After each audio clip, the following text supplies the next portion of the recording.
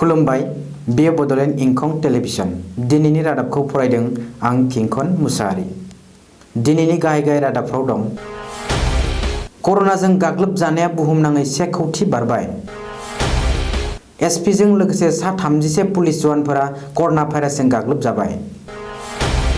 करिमगंज जिल्ला जोबथेसालिनि जेलारजों लोगोसे सा 4 सासपेन्ड। दिल्लीयाव कर'नाजों आसामनि सीआरपीएफ अफिसारनि जिउ खहा। कलियाबराव पुलिसा पीपी किट गाननानै कर'ना बेरामि नागिरदों। गुवाहाटी खारगलियाव हाजो गिसिगानानै सासे बर' सिख्लानि जिउ खहा। दानिया आबुं रादाब। गिख्रंथाव कर'ना भाइरासनि गाग्लोबनाया बुहुमनाङै 1 कौटिनिबो बारबाय। दिनै बेलासे 2 रिंगायाव बुहुमनाङै कर'ना भाइरासजों गाग्लोबजानाय बेरामिफोरनि अनजिमाया 1 कौटि 1,01,998 सा जाहैबाय। बेनिनो बुहुमनाङै कर'नाजों जिउ गोमानायनि सानखोआ 5,01,644 सा। 1 कौटिनिबो बांसिन कर'नाजों गाग्लोबजानायफोरनि गेजेराव 54,95,153 सा सोद्रोमाफोरा कर'नानिफ्राय उदां जानो हाबाय। मख'नो गोनांदि आमेरिका हादोराव कर'ना भाइरासनि गाग्लोबनाया बुहुमनि गेजेरावनो बांसिन। आमेरिकायाव दिनैसिम 26 लाख फ्राम सुबुंफोरा कर'ना भाइरासजों गाग्लोबजाबाय। ओरैहाय जोंनि भारत हादरावबो कर'नानि बारदेरनाया खम नङा। कर'ना भाइरास बारदेरनायनि फारिलाइयाव भारतआ बुहुमनि गेजेरावनो 4थि फारियाव दं। भारतआवबो दिनैसिम 5 लाखनिबो बांसिन सुबुंफोरा गिख्रंथाव कर'ना भाइरासजों गाग्लोबजाबाय। आसामाव सासे एसपी रेंकनि पुलिस अफिसारजों लोगोसे गासै सा 30 पुलिस जवानफोरा गिख्रंथाव कर'ना भाइरासजों गाग्लोबजाबाय। बे रिपर्टखौ आसाम पुलिसनि एडिशनेल डाइरेक्टर जेनेरेल जीपी सिंहआ अफिसियेल टुइटार एकाउन्टआव टुइट खालामनानै फोरमायथिदों। बबेखानि कर'ना भाइरासजों गाग्लोबजानाय गासैबो पुलिस अफिसार आरो जवानफोरनि देहाया बे समाव मोजाङै आरो गाहाम जाबोगासिनो दं होननानैबो जीपी सिंहआ टुइट खालामदों। मख'नो गोनांदि सिगाङाव गुवाहाटी नोगोरमानि पानबाजार आरो भरलुमुख पुलिस थानानि जवानफोरनि देहायाव कभिड-19 टेस्ट मोननो हादोंमोन। करिमगंज जिल्ला जोबथेसालिनि जेलारजों लोगोसे सा 4 मावफारियाफोरा सासपेन्ड खालामजाबाय। जोबथेसालिनिफ्राय सा 3 कैदीफोरा वाल बारना खारखुमानायनि थाखाय जोबथेसालिनि जेलारजों लोगोसे सा 4 मावफारियाफोरखौ सासपेन्ड खालामनाय जादों। सासपेन्ड खालामजानाय सोद्रोमाफोरखौ फारियै जेलार रन्जन चौधुरी, हेड वार्डार रन्जन नाथ, वार्डार वाटबुर रहमान आरो वार्डार काली कुमार दास होननानै सिनायथि हादों। मख'नो गोनांदि थांनाय 20 जुन खालि करिमगंज जिल्ला जोबथेसालिनिफ्राय सा 3 कैदीफोरा खारखुमालांदोंमोन। मख'नो गोनांदि थांनाय 20 जुन खालि करिमगंज जिल्ला जोबथेसालिनिफ्राय सा 3 कैदीफोरा खारखुमालांदोंमोन।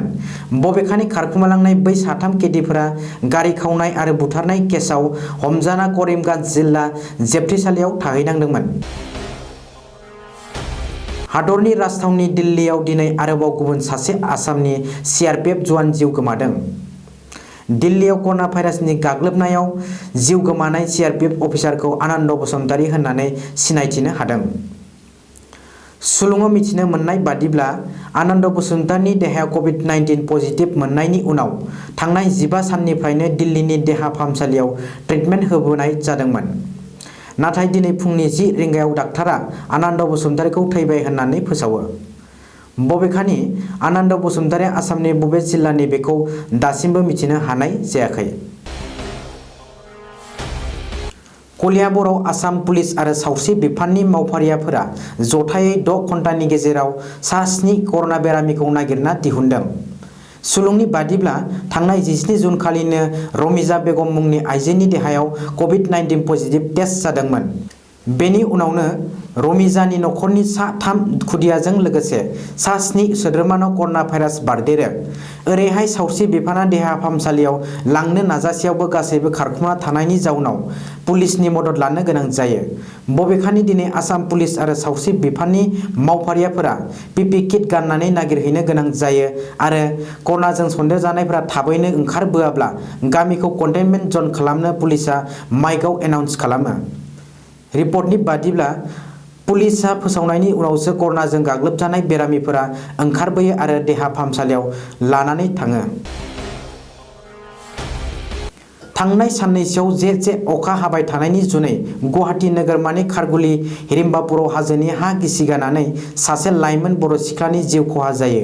21 बोसोर बैसोनि प्रियंका बर'आ दिनै फुंनि 6 रिंगायाव सिखारना सिथ्ला सिबबाय थानाय समावनो बे जाथाया जादों होननानै मिथिनो हादों। बे जाथायनि उनाव पुलिसआ प्रियंकानि गोथै सहखौ बोखांनानै पस्टमर्टम खालामनायनि थाखाय GMCHआव दैथायहरो।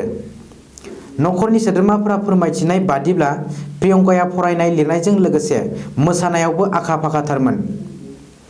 आसामाव जेब्ला गाहाय मन्त्रि नरेन्द्र मदि फैदोंमोन अब्लाबो प्रियंकाया गावनि मोसानायखौ दिन्थिग्लांदोंमोन।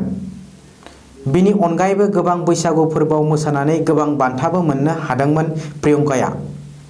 मिथिनो मोननाय बादिब्ला प्रियंकाया लन्दनाव थांनानै मोसानायनि कर्स लाहैनायनि सिमां दंमोन।